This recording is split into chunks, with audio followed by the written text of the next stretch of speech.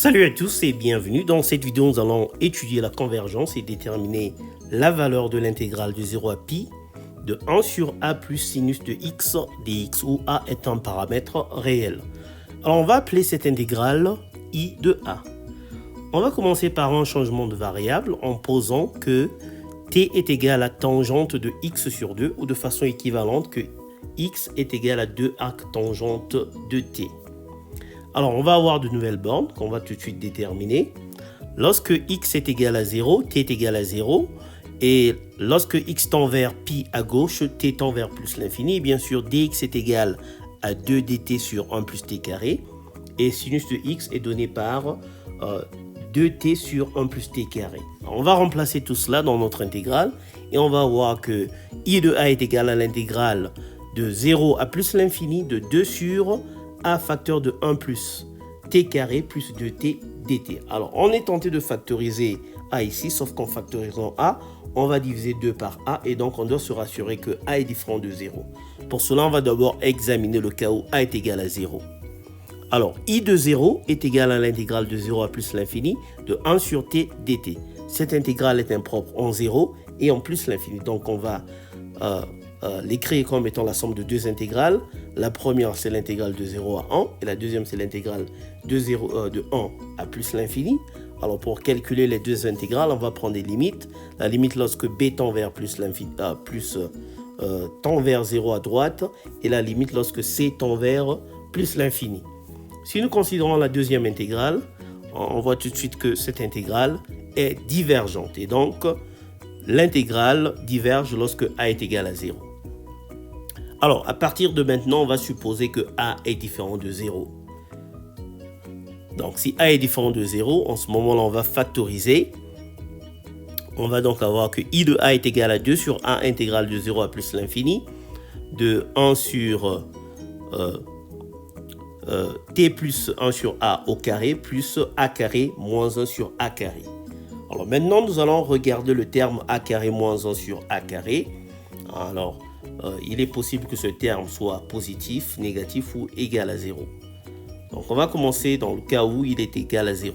Alors, ce terme est égal à 0 si et seulement si a est égal à plus ou moins 1. Donc, on va calculer I lorsque a est égal à moins 1 et on va trouver que c'est moins 2 intégrale de 0 à plus l'infini de 1 sur t moins 1 au carré. Nous remarquons tout de suite que nous avons une singularité dans notre intervalle d'intégration et cette singularité apparaît en t égale à 1. Donc on va scinder notre intégrale en deux.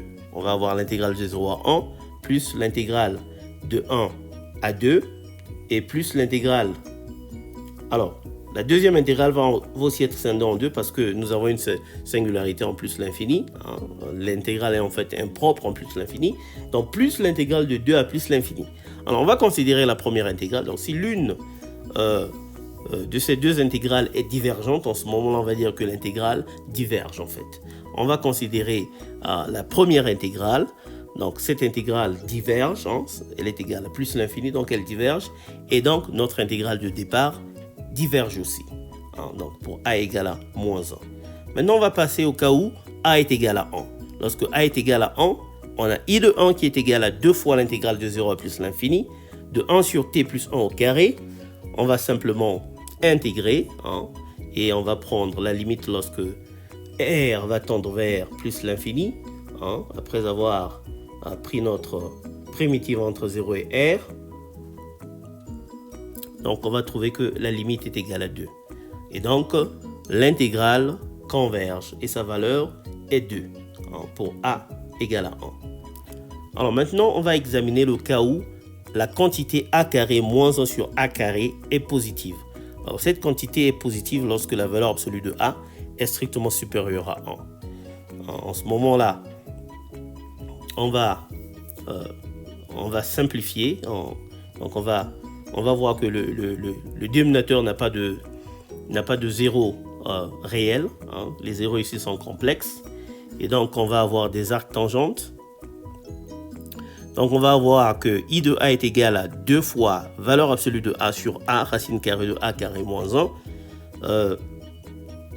Arc tangente de valeur absolue de a sur racine carrée de a carré moins 1, facteur de t plus 1 sur a qu'on va prendre entre 0 et r, et ensuite on va prendre la limite lorsque r tend vers plus l'infini. Ce qui va nous donner donc 2 fois valeur absolue de a sur a racine carrée de a carré moins 1, facteur de pi sur 2 moins arc tangente de valeur absolue de a sur a racine carrée de a carré moins 1. Alors la valeur absolue de a sur a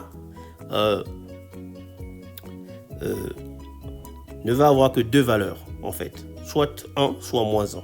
Si a est positif, la valeur absolue de a sur a va être égale à 1, et si a est négatif, la valeur absolue de a sur a va être égale à moins 1. Donc on va appeler cela le signe de a.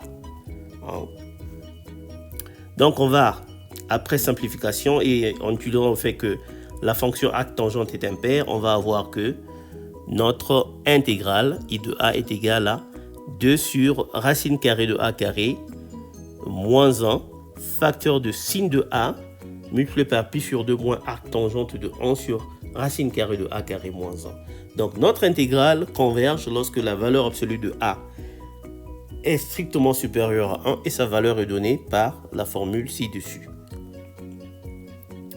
Maintenant, il nous reste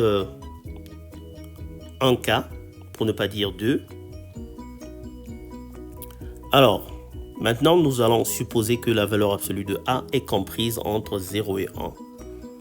Alors, lorsqu'elle est comprise entre 0 et 1, en ce moment-là, nous avons 2 zéros réels au dénominateur.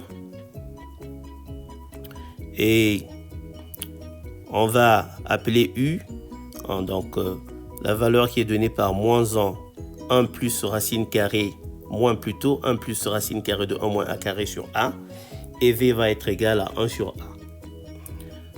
Et en ce moment-là, i de a peut s'écrire comme étant 2 sur a facteur de u moins a, après décomposition en éléments simples, intégrale de 0 à plus l'infini de 1 sur t moins u moins 1 sur t moins v dt. Alors, à partir d'ici, nous allons considérer 2 sous-cas. Alors, dans le premier, on va supposer que a est compris entre moins 1 et 0. En ce moment-là, u et v sont positifs et donc nous avons 2 singularités dans l'intervalle d'intégration. Et comme nous avons 2 singularités, vous pouvez le vérifier, en ce moment-là, l'intégrale va diverger. Et le dernier cas finalement, c'est-à-dire le dernier sous-cas, c'est lorsque a est compris entre 0 et 1. En ce moment-là, u et v sont négatifs et il n'y a plus de singularité dans l'intervalle d'intégration. On va donc avoir que i de a qui est égal à 2 sur a facteur de u moins v, intégrale de 0 à plus l'infini, de 1 sur t moins u moins 1 sur t moins v dt, est aussi égal à 2 sur a facteur de u moins v, ln de facteur de ln de t moins u moins ln de t moins v, pris entre 0 et r. Ensuite, on va prendre la limite lorsque r tend vers plus l'infini. Alors, on va donc avoir 2 sur a facteur de u moins v, limite lorsque r tend vers plus l'infini, de ln de r moins u sur r moins v moins ln de u sur v.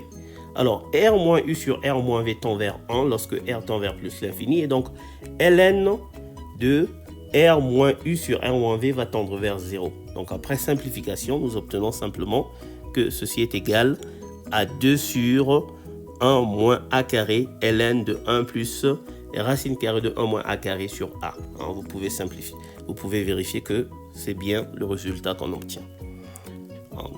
Donc, en conclusion, l'intégrale va converger lorsque a est compris entre 0 et 1. Voilà, nous sommes arrivés à la fin de notre vidéo. Merci d'avoir suivi jusqu'à la fin. Pensez à vous abonner, à liker, à partager, à commenter. Moi, je vous retrouve très bientôt. Ciao.